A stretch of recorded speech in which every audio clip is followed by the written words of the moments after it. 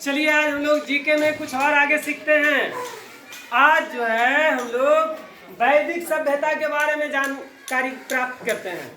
ठीक है, इसको देखेंगे है ना कि वैदिक सभ्यता क्या है। जानते हैं आर्यों द्वारा निर्मित सभ्यता वैदिक सभ्यता कहलाती है। जिस सभ्यता को आर्य ने नींव रखी है ना, इसे दो भागों में बांटा गया। ऋग वैदिक काल जो 1500 से लेकर के 1000 ईस्वी पूर्व तक माना जाता है, और उत्तर वैदिक काल 1000 से 600 ईस्वी पूर्व तक माना जाता है ना। तो ये वैदिक सभ्यता मूल रूप से 1500 बीसी से लेकर के 600 बीसी ईस्वी पूर्व है ना तक मानी जाती है।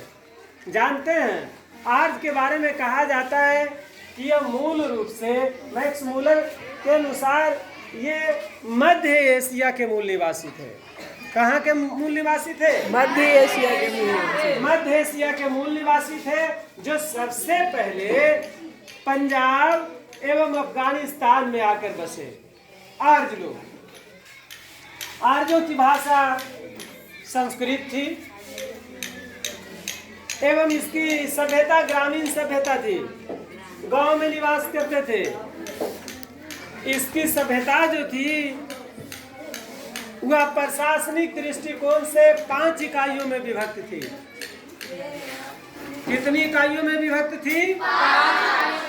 5 इकाइयों में विभक्त थी है ने, जिसमें कुल, ग्राम, विश्व, जन, राष्ट्र ये 5 था। ग्राम के मुखिया ग्रामीण कहलाते थे और विश्व का जो प्रधान होता था वो विश्वपति कहलाता था। ऋग्वैदिक समाज 4 वर्णों में विभक्त था: ब्राह्मण, क्षत्रिय, वैश्य और शूद्र। तो ये जो जातियों में जो विभक्त था, वर्णों में जो विभक्त था, इसके विभाजन का आधार जो था वो व्यवसाय था। वो व्यक्ति जिस तरह का व्यवसाय करता था उसी तरह के वर्ण में उसको सम्मिलित कर लिया जाता था है ना। आज इसको जाति का रूप दिया गया है और वो वंशानुगत हो गया है ना, यानी जिसके माता पिता जिस जाति से होते हैं वो उस जाति का कहलाता है। लेकिन प्रारंभ में ऋग वैदिक काल में जो इस चारों वर्ण में विभाजित था, इसका मूल आधार व्यवसाय था कि उस व्यक्ति के द्वारा कौन सा कार्य किया जा रहा है उसी के अनुसार उसको वर्ण में सम्मिलित किया जाता था। आर्यों का समाज पितृ प्रधान था, पिता प्रधान होते थे समाज का।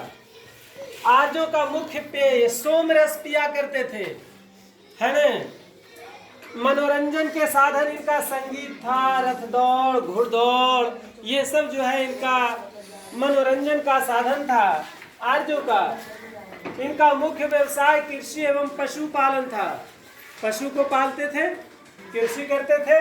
इनका प्रिय पशु घोड़ा था और इनका प्रिय देवता इंद्र थे है ना। ऐसे इसमें मनुष्य और देवताओं के बीच मध्यस्थ करने वाले देवता अग्नि को माना जाता था और उनकी पूजा की जाती थी अग्नि देवता के रूप में है ना, जो मनुष्य और देवता के बीच मध्यस्थ के देवता कहलाते थे। अग्नि आर्यों द्वारा खोजी गई धातु लोहा, लोहा को उसने खोजा, उसको वे लोग मतलब आर्य के लोग श्यामयस कहते थे। लोहा को श्यामयस है ना। तांबा को वे लोग लोहितयस के नाम से जानते थे। उस टाइम में 2 ग्रंथ महत्वपूर्ण थे, एक रामायण और दूसरा यही रामायण और महाभारत महाकाव्य था है ना। जय संहिता महाभारत का पुराना नाम है, यानी इसको महाभारत को जय संहिता के नाम से जानते थे। सत्यमेव जयते मुंडको उपनिषद से लिया गया है,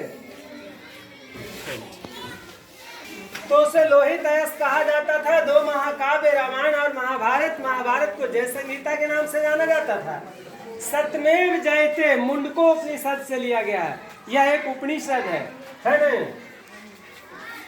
गायत्री मंत्र भी ऋग्वेद से लिया गया है। गायत्री मंत्र जानते हैं ना?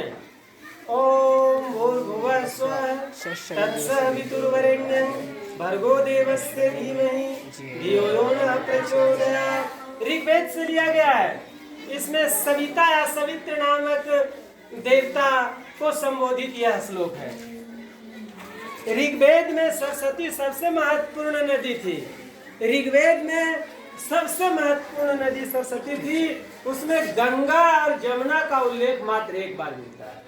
कितनी बार? एक बार। वेदों की संख्या 4, वेदांगों की संख्या 6, पुराणों की संख्या 18 और उपनिषद 108 हुआ करते थे, है ने? तो ये वैदिक सभ्यता का वो मूल पॉइंट है जिसके बारे में, जिससे क्वेश्चन मूल रूप से एग्जाम में पूछा जाता है। ध्यान रखिए, देखते रहिए।